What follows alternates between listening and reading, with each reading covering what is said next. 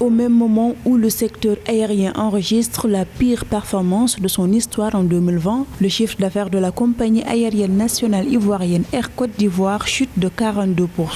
Air Côte d'Ivoire a perdu près de 460 000 passagers durant l'année 2020 et n'a réalisé qu'un chiffre d'affaires de 48 milliards de francs CFA. Et quand bien même il y a une reprise, c'est une reprise qui s'est faite de façon très lente et véritablement timide. Mais cela n'empêche qu'avant la crise, Côte d'Ivoire était dans une trajectoire croissante. 2019, c'est l'année où elle a réalisé un record en termes de passagers transportés, plus de 760 000 passagers transportés, avec sa flotte de 9 avions à ce moment-là. Avant le coronavirus, le plan de compétitivité d'Air Côte d'Ivoire prévoyait une rentabilité à partir de 2022, après la stabilisation de sa perte nette de 7,3 milliards de francs CFA. Par ailleurs, l'État ivoirien avait dégagé une subvention de 14 milliards de francs CFA au profit de la compagnie en juin 2020 afin de lui permettre de faire face aux difficultés économiques engendrées par la crise sanitaire. Air Côte d'Ivoire a une stratégie d'expansion qui est